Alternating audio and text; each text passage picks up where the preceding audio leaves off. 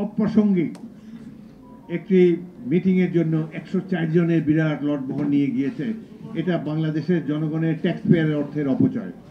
তার প্রেস টিমের 5 জন গিয়েছে, অন্যান্য সাংবাদিকরা তো গিয়েছে। এটা তো আপনার আমাদের অর্থের অপচয়। এইভাবে মাঝখানে তার বোধোদয় হয়েছিল, তিনি 54 জন নিয়ে গিয়েছিলেন, অ্যাকসেপ্টেবল। কিন্তু 104 জনকে নিয়ে এইভাবে পিকনিক করতে যাওয়া বাংলাদেশের মতো দুর্বল অর্থনীতির দেশের পক্ষে মানানসই নয়। কোনো বিদেশি বিনিয়োগ, দেশি বিনিয়োগ কিছুই হচ্ছে না। তার মধ্যেও বর্তমান সরকারের বিলাস বেসনের কোনো কমতি নাই। প্রফেসর ইউনূসকে আমরা সম্মান করি, তিনি দেশের গৌরব, কিন্তু রাষ্ট্র চালনায় তিনি সফলতার মুখ এখনো দেখতে পাননি। সফলতা পান না পান, ব্যয় সংকোচতাকে করতে হবে। 104 জনকে নিয়ে তিনি কেন জাতিসংঘে গেলেন? মাত্র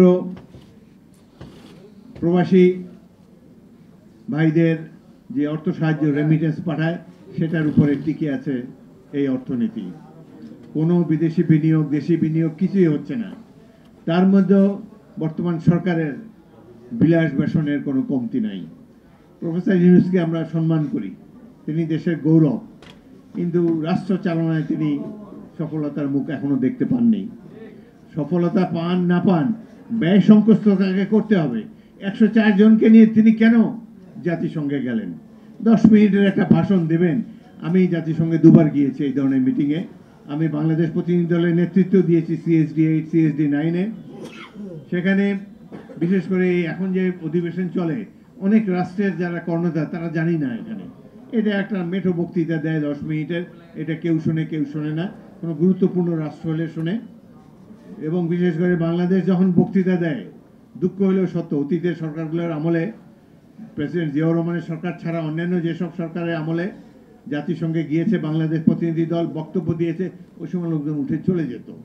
ওরা লিস্টে দেখে যে এই দুর্বল রাষ্ট্রগুলো কখন বক্তৃতা দিবে, ওই সময় কেউ থাকে না জেনারেল অ্যাসেম্বলিতে। এই ধরনের একটি অপ্রাসঙ্গিক একটি মিটিংয়ের জন্য 104 জনের বিরাট লটবহর নিয়ে গিয়েছে।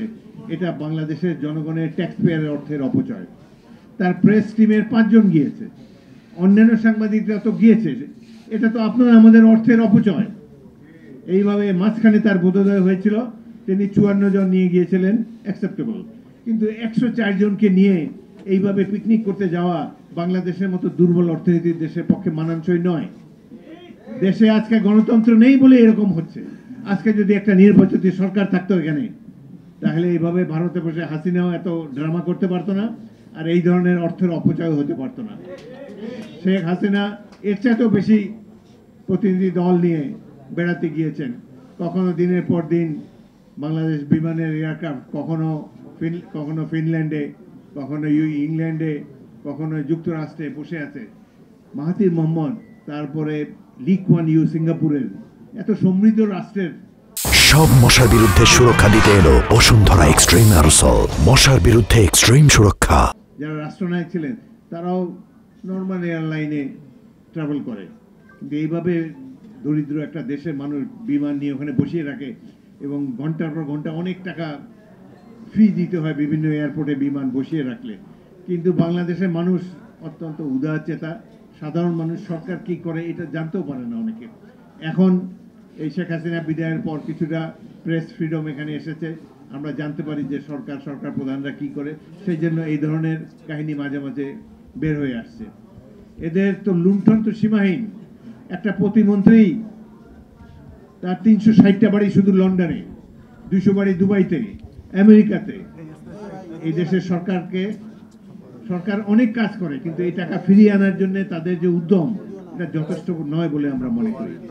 বাংলাদেশের মতো এই ধরনের সীমিত আয়ের দেশে তারা যে অর্থ লুটপাট করেছে, সবচেয়ে বেশি গুরুত্ব দেওয়া উচিত ছিল প্রতিবেশী সরকারের কাছে।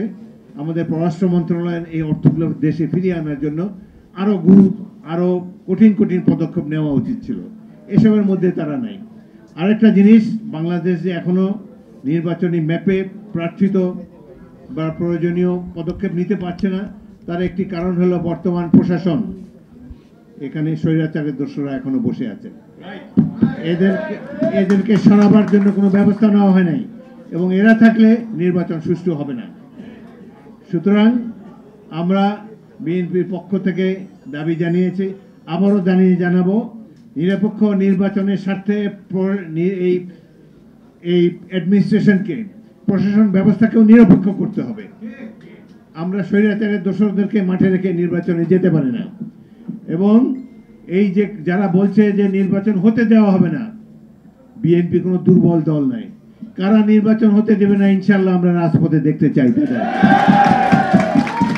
17 বছর আত্মত্যাগ তো ব্যর্থ হতে পারে না। এই দেশের জন্য আমরা যুদ্ধ করেছি। আমাদের নেতা জিয়াউর রহমান স্বাধীনতার ঘোষণা দিয়েছেন। বেগম খালেদা জিয়া বছরের বছর বিনা বিচারে কারাগারে কষ্ট করেছেন, চিকিৎসা পর্যন্ত তাকে দেওয়া হয় নাই। এই সংগ্রাম, এই আন্দোলন আমরা করেছি শুধু বাংলাদেশের স্বাধীনতার সার্বভৌমত্বকে অক্ষুণ্ণ রাখার জন্য। আজকে আমরা বাংলাদেশের সবাইকে, সরকার, অন্যান্য রাজনৈতিক দল যারা বাংলাদেশের বিরুদ্ধে ষড়যন্ত্র করছে, আওয়ামী লীগকে, সবাইকে মেসেজ দিতে চাই, জিয়াউর রহমান আজ নেই, কিন্তু তার দল বিএনপি এখনো বেঁচে আছে। বাংলাদেশি জাতীয়তাবাদের আদর্শে উজ্জীবিত হয়ে আমরা স্বাধীনতার সার্বভৌমত্ব অক্ষুণ্ণ রাখবো, গণতন্ত্রকে অক্ষুণ্ণ রাখবো, এবং ইনশাআল্লাহ ফেব্রুয়ারি মাসে এই দেশে নির্বাচন হবে। আমরা দেখবো কারা সেখানে বাধা দেয়। আপনাদের সবাইকে অসংখ্য ধন্যবাদ।